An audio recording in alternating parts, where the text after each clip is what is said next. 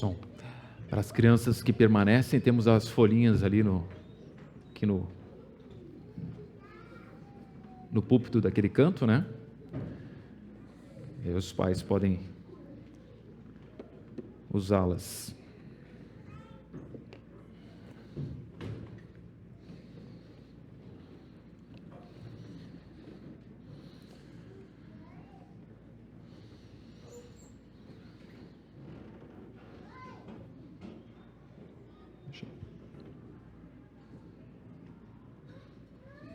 Obrigado.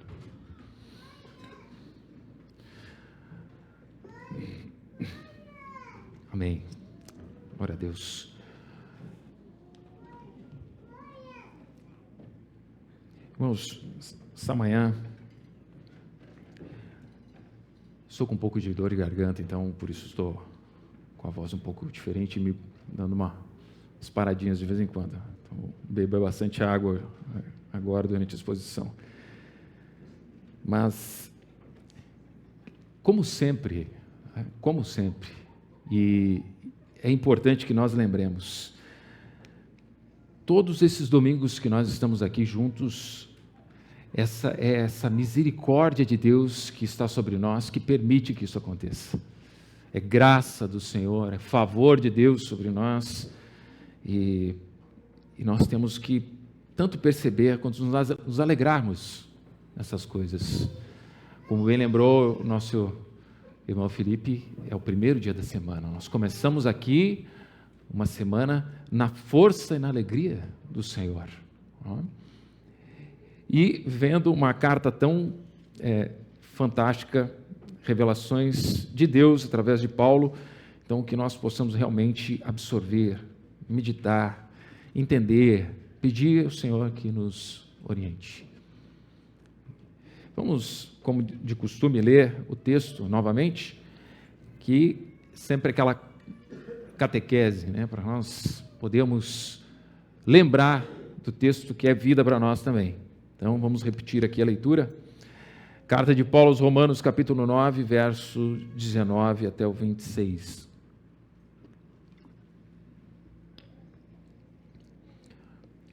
Tu, porém, me dirás, de que se queixas? De que se queixa ele ainda? Pois quem jamais resistiu à sua vontade? Quem és tu, ó homem, para discutires com Deus? Porventura pode o objeto perguntar a quem o fez, por que me fizeste assim? Ou não tem o oleiro direito sobre a massa para do mesmo barro fazer um vaso para honra e outro para desonra? Que diremos, pois, se Deus, querendo mostrar a sua ira e dar a conhecer o seu poder, suportou com muita longanimidade os vasos de ira separados para a perdição, a fim de que também desse a conhecer as riquezas da sua glória em vasos de misericórdia, que para a glória preparou de antemão, os quais somos nós, a quem também chamou, não só dentre os judeus, mas também dentre os gentios, assim como também diz em Oséias, chamarei povo meu ao que não era meu povo, e amada a que não era amada, e no lugar em que se lhes disse, vós não sois meu povo, ali mesmo serão chamados filhos do Deus vivo. Vamos orar. Senhor, nosso Deus, nessa manhã, mais uma vez, Senhor, o Senhor tem nos dado misericórdia. Essa misericórdia que é infinita, que atravessa os tempos, nos encontra aqui nessa manhã, e nós queremos pedir também, mais uma vez, suplicar, Senhor, porque reconhecemos as nossas fraquezas, as nossas extremas limitações, pedir-te que pelo Teu Espírito e através do Teu Espírito, e dando-nos o Teu Espírito aqui nessa manhã, possamos chegar ao entendimento da verdade, que a palavra seja esclarecida a nós, que aquilo que Tu revelaste, Senhor, não fique oculto, pelo contrário, seja lançada à luz e nós sejamos iluminados para conhecer a Tua vontade, a Tua palavra santa e verdadeira, Ajuda-nos, Senhor, pelo Teu Espírito, tanto quem prega, eu aqui nessa manhã, quanto aqueles que ouvem, ajuda-nos, Senhor, por favor, te pedimos suplicantemente, em nome e através do nome do Teu Filho Jesus Cristo, oramos. Amém. Então, meus irmãos, retomamos aqui a sequência do capítulo 9, né, e estamos, como figuradamente já falei, no cume da montanha, né? São revelações fantásticas, gloriosas. Realmente Paulo abre o entendimento para coisas que estavam escondidas, né, para muitos. E aqui eu acho que é importante nós lembrarmos de um texto de Deuteronômio 29, que diz, as coisas encobertas, Deuteronômio 29, 29, diz, as coisas encobertas pertencem ao Senhor nosso Deus, porém, as reveladas nos pertencem a nós e a nossos filhos para sempre, para que cumpramos todas as palavras dessa lei. Então, tem coisas que, né, estão no ambiente privativo de Deus, e Ele não nos revelou nos detalhes, mas aquilo que Ele nos revela, nós devemos entender. E aqui Deus não abre todos os detalhes. Tá? Então, nós vamos correndo o capítulo 9 e percebemos isso. Mas o que Ele nos deu, é o que Ele nos deu. Não podemos tirar das Escrituras, não podemos subtrair, não podemos ignorar. E temos que trabalhar com tudo que está aqui e entendemos para a nossa vida. E como temos visto, Paulo está tratando dos questionamentos a respeito da fidelidade de Deus em cumprir suas promessas para com o povo de Israel. E aqui, em questão, a salvação do povo de Israel. No início do capítulo 9, Paulo começa deixando claro que dizia a verdade, e então chancelando, né, o que dizia com a declaração, os irmãos vão lembrar, digo a verdade em Cristo, não minto. E em sequência também chamando o Espírito Santo para confirmar a sua consciência naquilo que ele diz. E em seguida ele expressa seu profundo pesar quanto à negativa do povo de Deus em aceitar o Messias, mesmo em vista dos vários privilégios que esse mesmo povo recebeu, incluindo o de ser o portador, que veio a descendência a trazer o Cristo, o Messias, Jesus Cristo.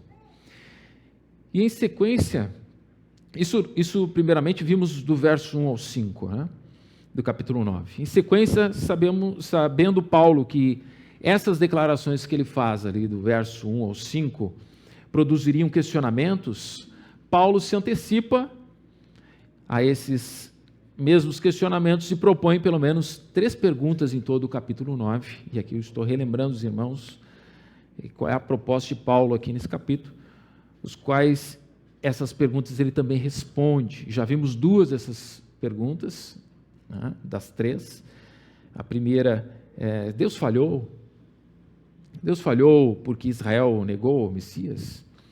A segunda, Deus é injusto por escolher uns e rejeitar outros? Então, hoje, vamos observar essa terceira e última pergunta levantada pelo apóstolo nesse capítulo, que é a pergunta, se Deus escolhe quem Ele quer, que eu estou parafraseando só para nós entendermos, se Ele escolhe quem Ele quer, endurece a quem Ele quer, por que se queixa Ele? Por que se queixa Ele? Se queixar de Israel ter rejeitado o Messias, aqui, ninguém resiste mesmo à sua vontade. Então, é a pergunta que surge, que Paulo traz. O leitor finalmente ouvindo a respeito, como vimos no último sermão, a respeito de Faraó, sendo endurecido por Deus, naturalmente iria fazer uma objeção com um questionamento desse tipo. Então, Paulo começa essa porção trabalhando aqui o mesmo recurso que já utilizou em sua carta, né, suas outras cartas, nessa carta, na carta aos Romanos, que é aquele recurso chamado diatribe, que ele simula que está falando com alguém e essa pessoa, como se essa pessoa fizesse uma pergunta, como vemos aqui no verso 19. E, obviamente, essa pergunta Paulo responde, então, na sequência. Mas aqui, o questionamento, então, vem da análise do que Paulo disse até o final ali dos versos que vimos a porção do 14 até o 18. Deus, então, o que vimos aqui, Deus não falhou, ele nos deixa claro isso, ele cumpriu sua promessa em todos aqueles que ele escolheu dentre o povo de Israel para a salvação, e salvação e vida eterna, e não foi injusto, pois ele tem o direito de exercer misericórdia em quem ele quiser, e de exercer seu desfavor também a quem ele quiser, e ele nunca é injusto. E tudo isso, todas essas coisas são para o louvor da sua glória e graça. E o que segue em vista dessas afirmações, então, é uma pergunta, então, como vimos, que qualquer um de nós faria, observando o que lemos até agora. Por que se queixa Deus ainda? Ninguém resiste à sua vontade mesmo. Então vamos lá. Essa é, até hoje, a pergunta que muitos fazem. Muitos fazem quando tratamos o assunto eleição, predestinação. Se Deus já escolheu, então Ele não pode ficar bravo com todos os que não buscaram Ele e não acreditaram no Messias. Paulo, aqui, o que ele vai fazer? Ele vai repreender os presunçosos, que é assim que ele está colocando aqui, né? Que diferentemente daqueles que querem aprender, questionar como quem quer entender. Aqui Paulo está falando com aqueles que são presunçosos, que querem colocar Deus contra a parede. Claro, esse ensino tira das mãos do homem qualquer mérito, e isso é uma afronta para o ego humano. Paulo trata aqui com dureza esses presunçosos e arrogantes, dizendo: quem és tu, homem? Quem és tu para discutires com Deus? Porventura pode o objeto perguntar a quem o fez: por que me fizesse assim? Ou não tem o oleiro direito sobre a massa, para do mesmo barro fazer um vaso para honra e outro para desonra? Que Paulo, mais uma vez, ele vai recorrer às Escrituras para responder a esses presunçosos. E busca em Isaías aqui o recurso para essa resposta. Isaías 45, verso 9, diz assim: ai daquele que contende com o seu Criador, e não passa de um caco de barro entre outros cacos. Acaso dirá ao barro, ao que lhe dá forma: que fazes? Ou, a tua obra não tem alça.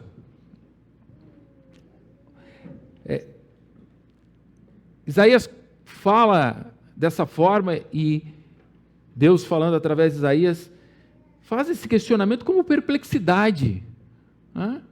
Ai daquele que contende com o seu Criador e não passa de um caco de barro entre outros cacos. E questiona: por que me fez assim? Por que eu tenho somente 2 mãos, 2 orelhas? O Isaías 45, 10, 11, segue dizendo, 10 a 11, diz: ai daquele que diz ao pai: por que geras? E a mulher: por que dás à luz?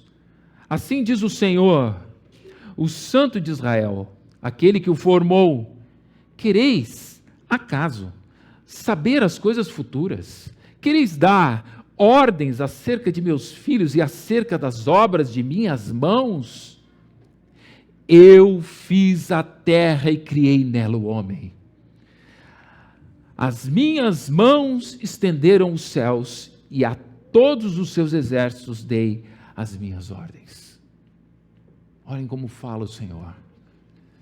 Vocês querem saber mais que eu? Querem discutir comigo? Eu fiz a terra e criei o homem. Então Isaías quer trazer a consciência daqueles a quem ele fala. Deus, por meio de Isaías, quer trazer essa consciência. Olhem quem são vocês e contemplem realmente quem sou eu. Isaías, capítulo 1, versos 13, diz ainda assim, trouxe esse texto para corroborar: o boi conhece o seu possuidor, o jumento, o dono da sua manjedoura, mas Israel não tem conhecimento, o meu povo não entende. Olha o que ele diz: o boi sabe, o jumento entende, mas Israel não. Olhem como o homem natural, onde ele consegue chegar. Que o esclarecimento, muitas vezes, que um animal tem da sua condição, o homem não tem. Então, quem somos nós para questionar Deus, ou reclamar porque fomos feitos desse ou daquele jeito, ou porque me deste esse propósito? Aqui a resposta à pergunta de Paulo é mais ou menos assim: pode o martelo questionar o seu Criador? Por que me fizeste assim, para bater em coisas? Usando mais um exemplo, um pouco mais próximo de nós, né? Que a maioria aqui talvez nunca tenha feito um vaso com as mãos, um barro, mas pega um martelo, sim. Não é? E algum de nós já teve uma conversa com o martelo? Se alguém teve essa conversa, pode me procurar no final do culto, né, porque eu realmente preciso conversar com essa pessoa. Se houve uma discussão entre o martelo e quem está utilizando ele, é para vermos aonde as coisas chegam. E nós temos a real noção de com quem estamos falando e por que e por meio de quem estamos vivendo. E assim somos nós. Essa pergunta que é feita, Paulo coloca aqui: por que se queixa ele ainda? Vem daqueles que não entenderam o que nós comentamos aqui no sermão passado. Lembram-se, Deus é o princípio de tudo. Nós não respiramos se Ele não quiser. Nós não existimos se Ele não permitir que nós existamos. Tudo procede dele e sem ele nada poderia existir. E essa consciência é exigível para a vida, irmãos. Quando vem à luz um filho, Deus propôs na eternidade que aquela pessoa, aquela criança viesse, por sua graça e glória. Essa consciência é exigível para a nossa vida, é exigível para que nós possamos preparar a nossa agenda da semana. A nossa agenda da semana, para regrar nossas conversas, essa consciência é exigível. Nossas conversas entre irmãos, essas conversas entre pessoas da sociedade. Essa consciência é exigível para que nós coloquemos nosso voto numa urna. Ele é tudo e Ele é o início e o fim de todas as coisas. O início e o fim de todas as coisas. Isaías 55, versos 8 ao 9, diz: porque os meus pensamentos, esse texto é conhecido dos irmãos, acredito, não são os vossos pensamentos, nem os vossos caminhos, os meus caminhos, diz o Senhor, porque assim como os céus são mais altos do que a terra, assim são os meus caminhos mais altos do que os vossos caminhos, e os meus pensamentos mais altos do que os vossos pensamentos. Trouxe aqui também Salmo 104, foi citado no nosso encontro de homens. Salmo 104, 27, diz assim, 27 em diante, ali até o 29. todos esperam de ti que lhes dês de comer a seu tempo. Se lhes dás, eles o recolhem. Se abres a mão, eles se fartam de bens. Se ocultas o rosto, eles se perturbam. Se lhes corta a respiração, morrem e voltam ao seu pó. Esse é o nosso Deus. Tudo está em suas mãos. Paulo, em Atos 17, verso 24, 25, primeira parte eu coloquei do verso 28, o Deus que fez o mundo e tudo que nele existe, sendo ele Senhor do céu e da terra, não habita em santuários feitos por mãos humanas, nem é servido por mãos humanas, como se de alguma coisa precisasse, pois ele mesmo é quem a todos dá vida, respiração e tudo mais, pois nele vivemos e nos movemos e existimos. É com essa consciência que nós devemos caminhar. E é isso que Deus, através de Isaías, quer trazer. Paulo está respondendo aos presunçosos: quem és tu, homem? Não entendeu ainda? Dito isso, e com essa consciência, Paulo avança então para os versos 22 e 23, dizendo que ele tem autoridade, glória e poder para escolher, para fazer o que quiser com a obra de suas mãos. Ele é o que dá vida e forma a todas as coisas, ele não falha, ele não é injusto, nele não há injustiça, o que ele faz é perfeito. Paulo diz: ou não tem o oleiro direito?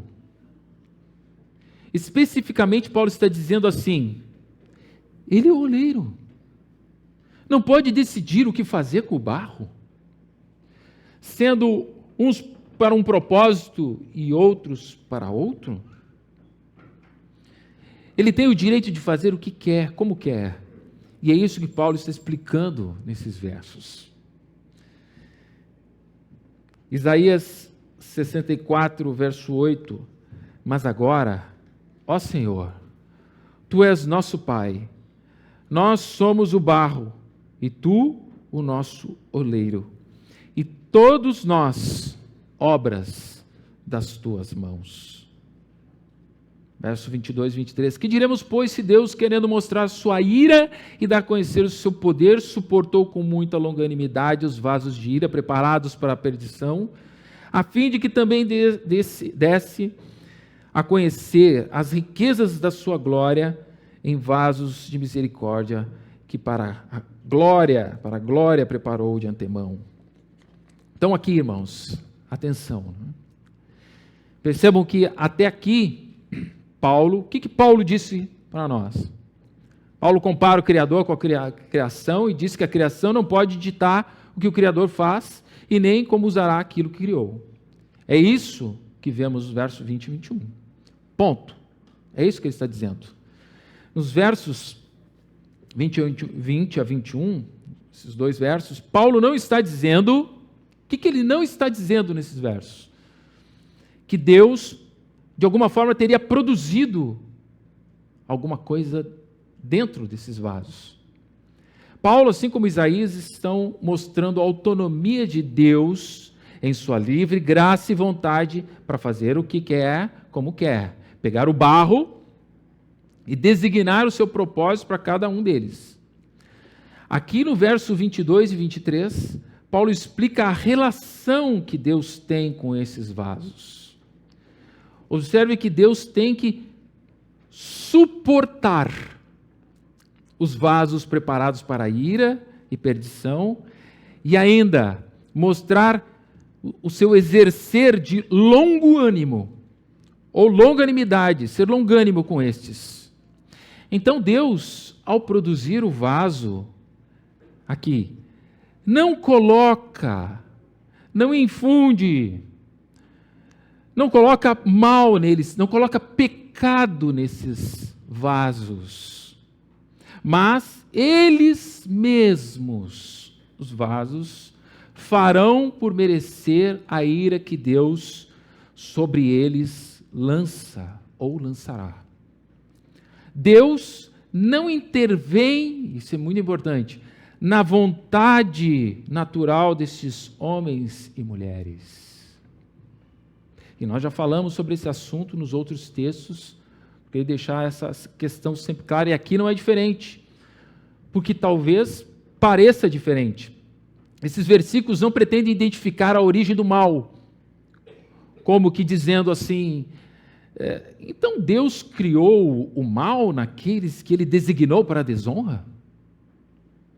Claro que não. Claro que não é isso. Os versículos seguintes, então, aqui, deixam claro que Deus criou os vasos, designou os vasos, mas não diz em nenhum momento que Ele os induziu ao erro, ao pecado. Não diz que foram forçados a fazer maldade e iniquidade. Não diz isso. Não diz. Nota, irmãos, na pergunta do verso 19, que iniciou nosso sermão, está a chave para entendermos a resposta de Paulo nessa sequência de versículos. Por que Paulo responde como responde? Nessa pergunta está implícito que Deus, quem pergunta está implícito assim, que Deus, aplicando misericórdia, os induziu como quem força alguns a Ele e, por conseguinte, induziu outros à perdição, longe dele. Vejam, a pergunta quer dizer que Ele faz o que quer e não há ação do homem. A pergunta está lá, né? Vamos ver de novo. Pois quem jamais resistiu à sua vontade? Tipo, Ele faz o que quer, faz com que eles sejam maus ou sejam bons. Está implícito na pergunta, né? Ou no dito da pergunta. Ele faz como quer. Como se Deus fizesse isso, anulasse a vontade do homem, tirasse a responsabilidade dele. E isso não é verdade. Isso não é verdade. Aqui então a resposta de Paulo vai deixar claro que não é assim que Deus trabalha. Nós vimos como Ele mesmo opera no homem quando lemos Ezequiel. Os irmãos lembram? Tirarei o coração de pedra e colocarei um coração de carne. Deus abre o entendimento, joga luz no coração do homem, e esse homem, naturalmente, desejosamente, voluntariamente virá a Deus e ao seu Filho. Ele ouvirá o chamado e responderá positivamente. Deus não força ou infunde um aceitar forçado a Ele mesmo, mas tira o véu ou a venda dos corações para que simplesmente vejam a sua glória, a sua majestade. É isso que Ele faz. Vejam a minha glória, vejam a minha majestade, então agora eu vou chamar vocês.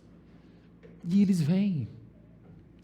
A forma com que Paulo explica é exatamente como temos visto, irmãos, que Deus trabalha. Vamos lembrar o processo da salvação. Salvação propriamente dita, Deus no tempo regenera, faz isso, né? Tira o coração de pedra e coloca o coração de carne, regenera o homem para ver a sua glória. Então Ele chama, por meio do quê? Por meio do Evangelho de seu Filho. Ele chama, e esses ouvem a sua voz, ouvem o chamado e vêm. E então Deus os justifica, coloca neles a justiça do Filho. E então agora Ele vai santificá-los, separá-los para serem iguais ao Filho, uma vida de santidade. E por fim, Ele os glorifica. Toma para si. Então, também já falamos que todos os que são conduzidos pelo Espírito precisam e vão deixar o Espírito agir. Esse é o processo da santificação. Isso fica claro cada vez que as Escrituras nos exortam Por exemplo, produzir, pois, frutos dignos de arrependimento. O produzir desse fruto está na responsabilidade do homem. Outro exemplo, crê e será salvo. O homem precisa crer de todo o coração para ser salvo. Deus não força esse homem a fazer o que ele não quer, mas sabe que se ele se mostrar, iluminar, brilhar no coração do homem, esse mesmo homem nunca negará sua graça e salvação. A resposta positiva é irresistível, por isso chamamos de graça irresistível. Deus faz assim. Pensemos, irmãos, por que Deus Ele mesmo entregará esse seu próprio Filho para expiar pecados que Ele mesmo produziu nesses vasos? Não tem cabimento, não tem nexo. Isso teria uma série de implicações. Uma delas, por exemplo, seria que Ele não seria santo. Estaria maculado por aquilo que Ele mesmo detesta. Não pode. Então, aqui, no caso, apesar de Deus ser soberano, Israel é particularmente culpado por negar a Cristo. É isso. Ele tem responsabilidade. Aqueles que se perdem porque querem, desejam, negam voluntariamente. Seu desejo pessoal natural é de não querer a Deus. É importante que isso fique claro. E aqueles que recebem ao Senhor, Ele teve que intervir, mas interviu mostrando-se, não forçando-os. É importante que sempre que entramos nesses textos, e sempre que aparentemente o pecado do homem pareça vir das mãos de Deus, nós temos certeza de que isso não é verdade. Temos que ler de novo. Nós não entendemos. Deus não pode produzir o pecado no homem. O homem é o único responsável pelo mal que ele próprio faz e retém no coração. Tiago 1, versos 13 e 14. A ninguém, ao ser tentado, diga: sou tentado por Deus, porque Deus não pode ser tentado pelo mal, e Ele mesmo a ninguém tenta. Ao contrário, cada um é tentado pela sua própria cobiça, quando esta o atrai e seduz. E para dizer que o bem vem de Deus, somente o bem vem de Deus, a bondade, Tiago 1, verso 17, um pouco avante do que lemos agora para falar de onde vem o mal. Diz: toda boa dádiva e todo dom perfeito são lá do alto, descendo do Pai das luzes, em quem não pode existir variação ou sombra de mudança. O que vem dele é bondade, é graça, é favor. Vejam, eu trouxe um contraste aqui de 2 Samuel 24 e 1 Crônicas 21. E aqui, irmãos, eu não vou entrar, também daria uma aula, talvez, aqui sobre esses textos. Mas eu quero focar no que nós estamos vendo aqui.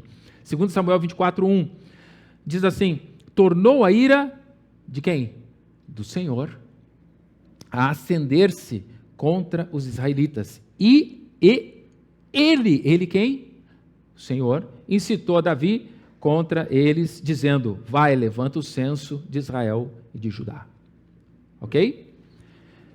1 Crônicas 21, 1, o mesmo relato, agora em Crônicas. Então, quem? Satanás se levantou contra Israel e incitou, quem se levantou? Quem incitou? Satanás incitou a Davi a levantar o censo de Israel. Deus aqui, o que está acontecendo? Deus permite a situação. Satanás, ele vai sim ser permitido que ele vá incitar a Davi. Sim, mas a culpa no final é de quem? Davi.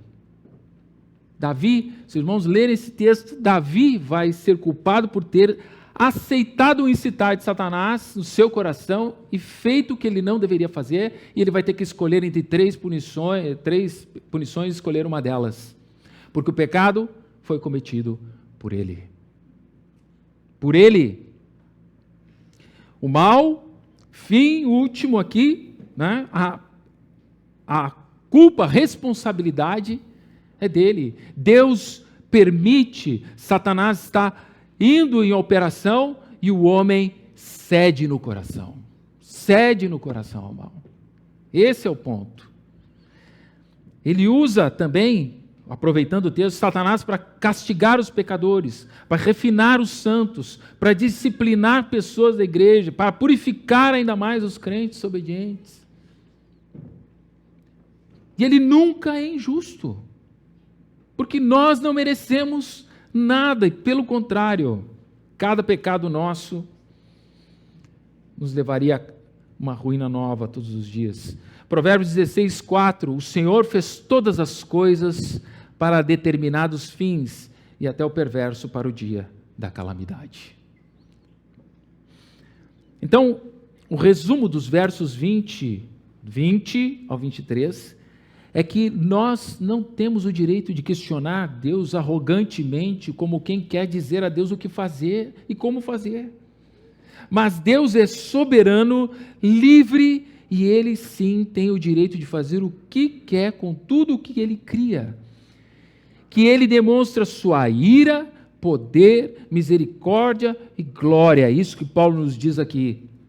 Quando determina o propósito de cada uma das pessoas que Ele cria, e naqueles que Ele conhece de antemão.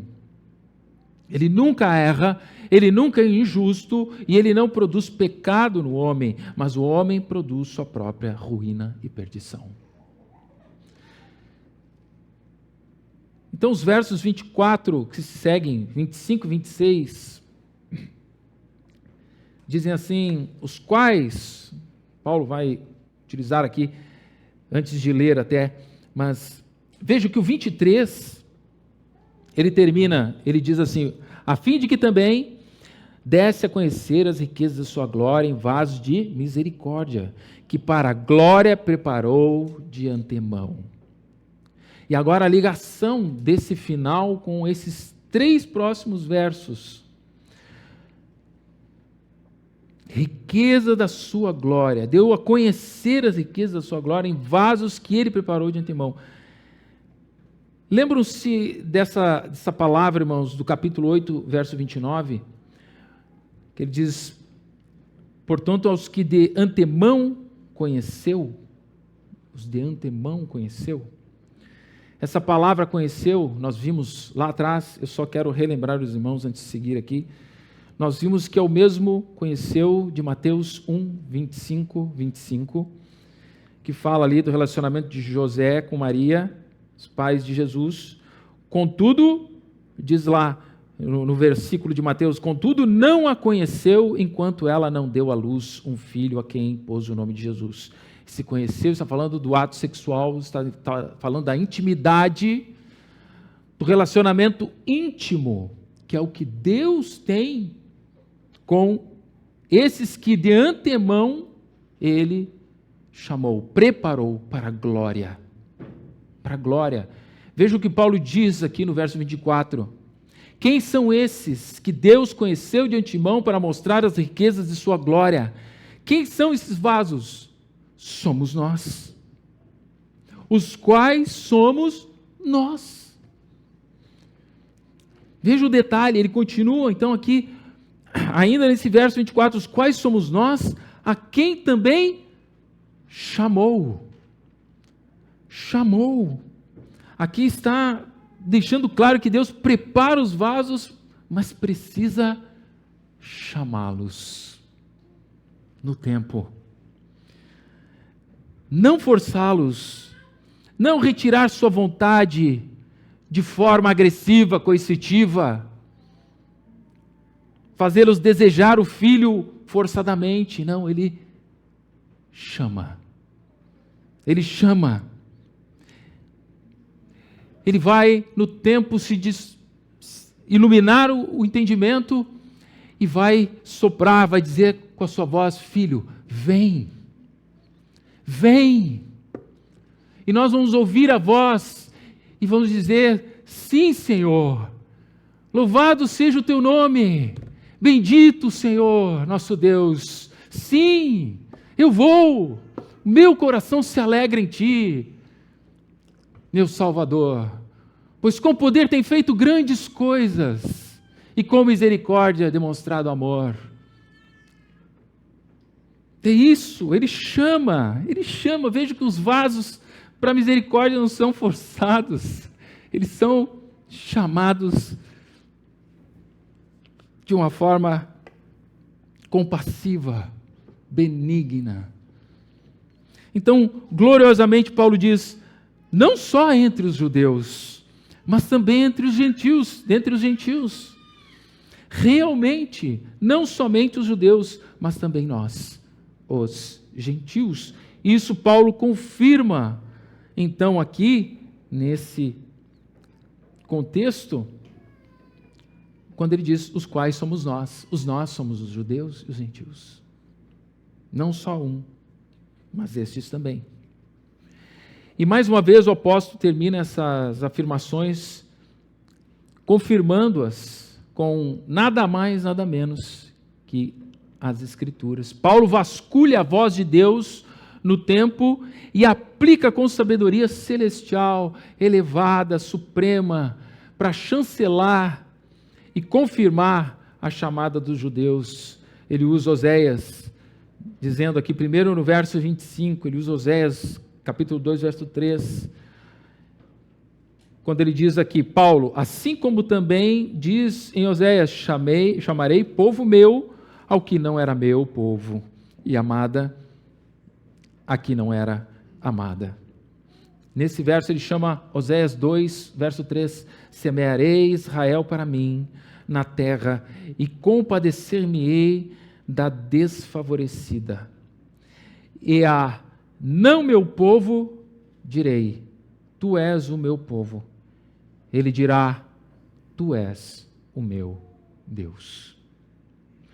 E no verso 26, e no lugar, Paulo diz, e no lugar em que se lhes disse, vós não sois meu povo, ali mesmo serão chamados filhos do Deus vivo. Chama aqui então Oséias capítulo 1, verso 10. Todavia o número dos filhos de Israel será como a areia do mar, que se não pode medir nem contar. E acontecerá que no lugar onde se lhes dizia, vós não sois meu povo, se lhes dirá, vós sois filhos do Deus vivo. Vejam aqui as variações, as várias designações, meu povo, amada, filhos do Deus vivo, expressam aqui os vários aspectos do novo relacionamento que agora esses têm com Deus. E está ligado, obviamente, a essa chamada eficaz, a graça irresistível, a salvação propriamente dita. João 6,37, só para afirmarmos aqui, todo aquele que o Pai me dá, esse virá a mim. Todo aquele que o Pai me dá, esse virá a mim. E o que vem a mim, de modo nenhum o lançarei fora. Segurança plena. Aqueles que o Pai amou no tempo, predestinou, regenerou, chamou, justificou, eles nunca mais, eles serão protegidos até o fim, Ele não lançará fora. É segurança para nós. Segurança do quê? Que eu posso fazer o que eu quiser da minha vida agora? Não, me entendi como um eleito, predestinado? Não. Não é isso. Segurança de que quem está no controle não sou eu, nem você. Ele está no controle. Ele está no controle. Ele é soberano, supremo, Deus Altíssimo, maravilhoso, benigno, Senhor sobre tudo e todos, queiram ou não queiram, sobre tudo e todos. Uns rejeitando, outros o amando, mas Ele sempre é Senhor de tudo. Então, o que aprendemos, irmãos, nessa porção da carta de Paulo? Eu e cada um aqui estaríamos condenados pela eternidade ao fogo do inferno. Iríamos para lá justamente se Deus não tivesse livremente intervido em nossos corações. Paulo nos ensina que a soberania de Deus, revelada na eleição e na paciência divina, é um chamado para a reverência e submissão. Deus, em sua justiça, prepara vasos de ira, vasos de misericórdia, conforme o seu propósito eterno. E esse trecho de Romanos exige de nós humildade. Humildade, nos lembrando que Deus, Ele é o oleiro soberano e nós, o barro em suas mãos. Ele é o oleiro soberano e nós, o barro em suas mãos. Devemos lembrar ou trazer para nós humildade e reverência diante da soberania de Deus, reconhecermos a nossa total dependência de Deus, também sermos gratos pela graça e misericórdia que recebemos, graça imerecida. Isso não vem de vós, é dado por Deus. Diante dessas verdades, que nós possamos responder com gratidão e reverência, reconhecendo a grandeza de sua graça e justiça. Que a nossa vida seja a expressão de louvor à glória de Deus, que nos chamou das trevas para o reino do Filho do seu amor, para a sua maravilhosa luz. E ainda uma palavra final. Aqueles que, talvez, nessa manhã, de alguma forma, ainda não se arrependeram dos seus pecados. Cada um é responsável pelos seus atos. Você é responsável pelos seus atos. Nós não sabemos quem são os escolhidos de Deus, os vasos de honra, mas sabemos que se não respondermos positivamente ao chamado de Deus, se você está negando se render a Deus, ao Deus soberano e ao seu Filho, que morreu numa cruz, você está condenado. Condenado. Condenado. Não coloque a doutrina da eleição, isso que temos visto no capítulo 9, como um tipo de desculpa para não se chegar a Deus. Ninguém está no inferno, ou quem está no inferno não pode culpar a Deus por estar lá, de forma nenhuma. De forma nenhuma. Todos que vão para lá vão justamente e porque decidiram no seu coração negar a esse Deus. Que pare, que cesse o caminho errante e o caminho errado. Volte-se para o caminho de Deus. Volte-se para as misericórdias de Deus. Crendo em seu Filho Jesus Cristo, então seus pecados serão perdoados. E você alcançará a redenção e conhecerá as riquezas da sua graça. Amém? Que os nossos corações, daqueles que se dizem alcançados por Deus, sejam conduzidos em paz e graça nesse mesmo entendimento. Vamos orar. Senhor nosso Deus, nessa manhã,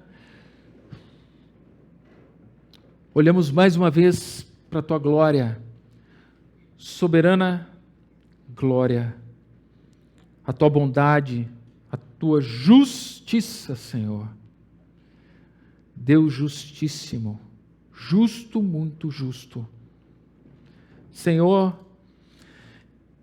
nós nessa manhã nos rendemos, como já estamos rendidos. Nos colocamos, Senhor, aqui, ó Deus, da maneira que somos, Senhor, dependentes, necessitados. Ó Deus, precisamos de Ti e clamamos que o Senhor nos sustente, nos leve pelo caminho da Tua graça, não nos deixe desviar, Cuida do nosso coração, por favor, ajuda-nos pelo Teu Espírito Santíssimo, ó Deus, a andarmos pelo caminho da Tua bondade, pelas boas obras que Tu mesmo preparaste para que andássemos nelas. Dá-nos essa graça, Senhor, porque em nós nada há, em Ti tudo podemos, sem Ti nada somos. Senhor, que o nosso coração não se conforme com o pecado, pelo contrário, lute com ele, lute pelas armas espirituais, pelas armas que temos em Ti, Senhor, mas que lutemos contra ele. Não deixe, Senhor, que o nosso coração seja tomado pelo ódio, pela inveja, pela amargura, pela arrogância, pela presunção. Não deixa, Senhor, mas pelo contrário, mostra-nos o nosso pecado. E então encontraremos perdão em Cristo Jesus. E assim caminharemos livres e alegres pelo caminho. Nós oramos aqui, suplicantes, agradecidos, em nome e através do nome do Teu Filho Jesus Cristo. Amém.